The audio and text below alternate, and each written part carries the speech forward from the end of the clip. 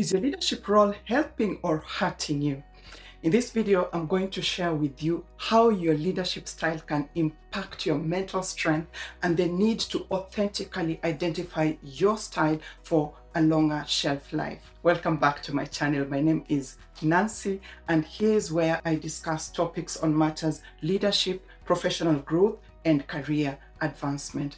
So kindly consider subscribing and pressing the bell if this is the kind of content that resonates with you, and you'll be notified whenever I release a new video, and that is every single week. You may have noticed an increase in stress levels, anxiety, depression in team players under your umbrella.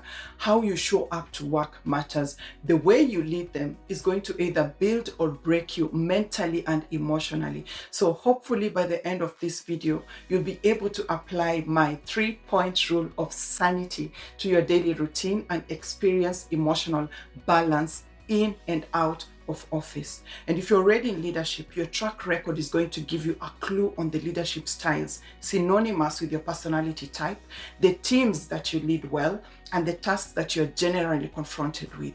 Every situation calls for specific leadership style. So we are going to discuss the 7 main ones and the direct impact that they have on your mental strength. Starting at number 1, autocratic or authoritarian type of leadership. So if you're the kind of person who takes pride in calling all the shots, making decisions, whether your team members like it or not, you fall in this category. And this is basically the boss subordinate structure where you as the boss say jump, and your team members just ask how high.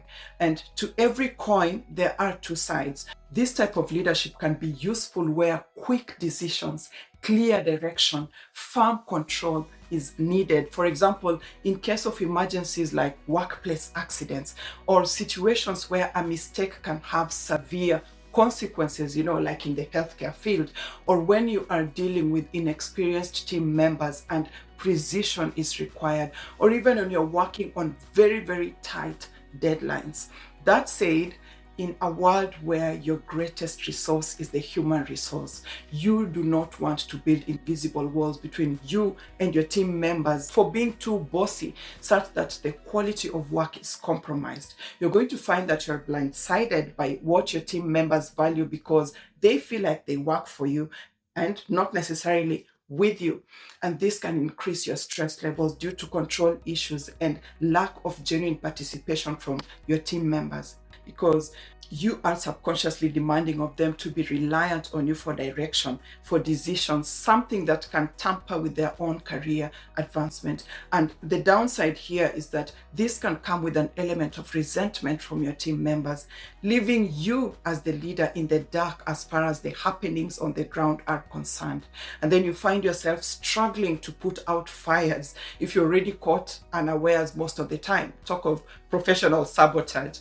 If you have to be in a perpetual state of guesswork, your anxiety levels are going to increase. You will be micromanaging your team members most of the time just to get the results that you require. So authoritarian leaders have fewer to no team members looking out for them due to this diluted trust, and this can leave them vulnerable in high stress work environments and even emotionally exhausted.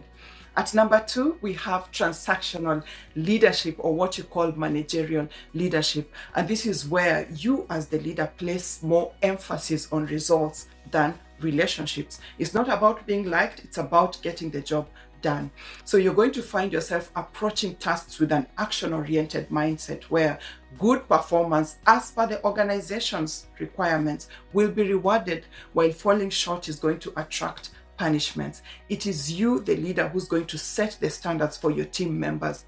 You're going to do performance appraisals. You're going to judge employee performance. And much as you're working in a highly structured environment, this type of leadership eats into the creativity and long-term development of your team members because their input is not solicited. The rules are clearly laid out by the organization.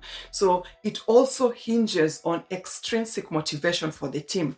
If I do this, I'm going to be recognized, I'm going to be rewarded, I'm going to be seen, but the focus is short-term. So with this leadership style, you have to closely monitor your team members' performance and intervene in good time in case of trouble. And this can leave you feeling mentally drained, in addition to you having to enforce rewards and penalties.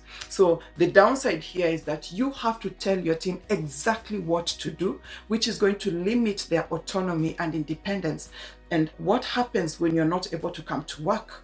They will not be compelled to take initiative, and this is going to hurt the output and results. So it's a leadership style that works well for achieving short-term goals, but for the long term, having to run behind your team members at all times can lead to constant anxiety and fear of making mistakes. And it can also lead to emotional burnout, especially if the targets are not met. So the moment your team members feel like their worth is tied to outcomes, they're going to be emotionally detached from the organization's mission and vision. And this means that you will have to do most of the heavy lifting. At number 3, we have the laissez-faire, which is French for allowed to do type of leadership or leadership style.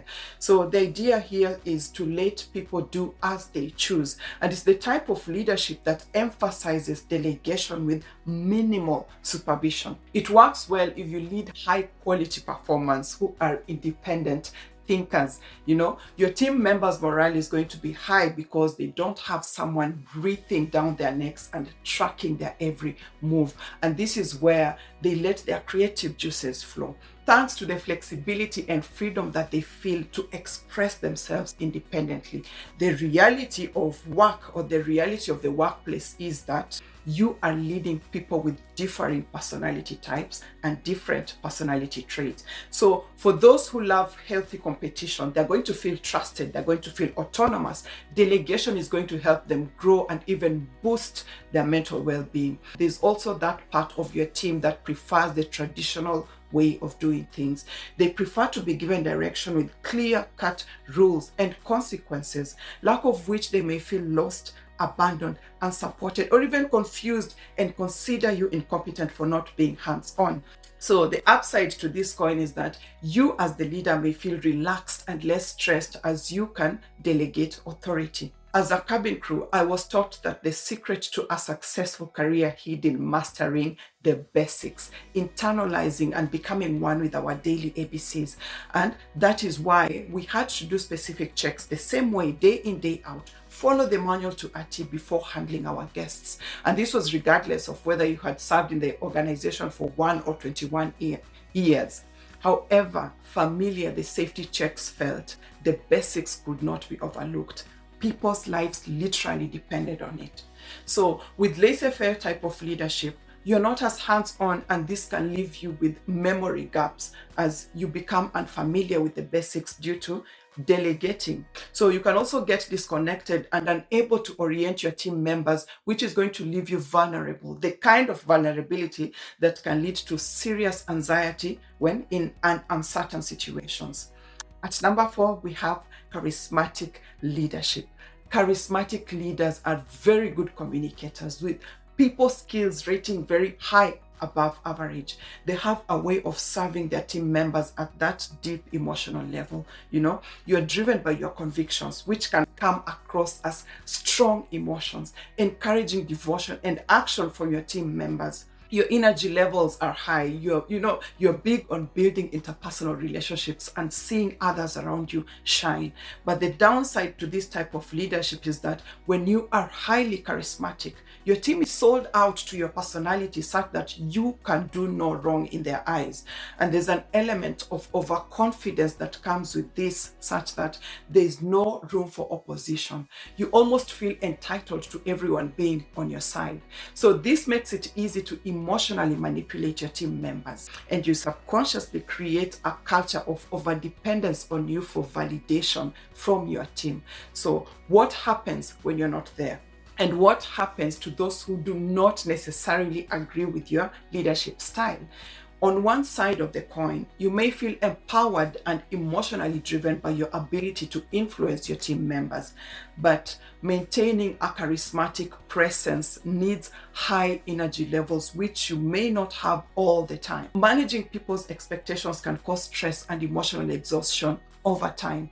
And you also want to think of what happens when you eventually leave the scene, when you leave that role, when you retire. Would your members feel empowered to continue without you, or will they be emotionally distressed for not being fully equipped? At number 5, we have democratic or participative leadership. And this is a mix of autocratic and laissez-faire leadership styles, in that your team members are encouraged to let their creative juices flow, but you make the final decision. So you'll find that the group morale is good, the contributions are strong, the productivity is high, and the inclusivity of this style promotes mental well-being. It fosters emotional resilience and makes the work environment a happy place because your team members feel valued. So as far as mental wellness, your mental wellness, you will experience more emotional fulfillment, reduced stress because you share decision-making responsibilities. You're also going to feel more connected to your team members and benefit from their diversity of thought. This is all good for boosting mental wellness. You just want to watch out that you do not take too long when it comes to making decisions, because this can frustrate your team and cause unnecessary anxiety for you. At number 6, we have transformational leadership. And this is the type of leadership that is built on people empowerment, encouraging your team members to see their potential through a magnifying glass. You know how to inspire and motivate your team members to go beyond their level best. You love to stimulate them intellectually, and you even love to help them think outside the box. So you're going to find yourself aiming to crack your team members' shells of limitation and push them in the direction of their greatest strength. Naturally, your team members are going to feel valued and highly motivated, which enhances their emotional and mental well-being. The emphasis on personal strength helps reduce stress. It increases emotional resilience. So for you as the leader, there's that sense of fulfillment that comes with inspiring and motivating others, but being constantly on, driving change, pulling out the best in others comes with high expectations, and this can be overwhelming and even lead to mental fatigue and burnout if you do not find the right balance that fits you and your team members' needs. So this leadership style is generally positive for mental health if well mastered. So last but not least, we have servant leadership. So for me, coming from a very strong customer experience background, where your very first customer was your immediate colleague, then with lifelong training on people skills and interpersonal communication, I would naturally gravitate to this kind of leadership and then couple it with transformational leadership. A servant leader believes that everyone is valuable. Everyone has something to bring to the table, and yes, everyone deserves to be treated with respect. So empathy and character reign supreme when it comes to this type of leadership. You'll notice that a servant leader wants to connect with you beyond your competence, and your team members are going to feel supported. They're going to feel cared for. They're going to feel valued, which promotes mental wellness and emotional security. There will also be that inbuilt loyalty and reduced stress between you and your team members. Then you as the leader are going to gain emotional satisfaction from helping your team members succeed, leading to reduced stress and a healthy mental state. Just watch out that you do not prioritize other people's needs over and above your own, leading to self-neglect and burnout, especially if your team's constant expectations of your support grow too high and they become overdependent on you. Remember, your safety matters. So having looked at the 7 different leadership styles, I have this 3-point rule of sanity that I use, and you can use it too to ensure a healthy mindset and skill set despite your leadership style. At number 1, you want to apply the 80-20 rule of service in your leadership style. Before making demands of your team members, be the master of your craft. And you want to ask yourself, how good am I at what I'm asking my team members to do? Are there ways that I can meet them halfway? What happens if they do not deliver as per my expectations?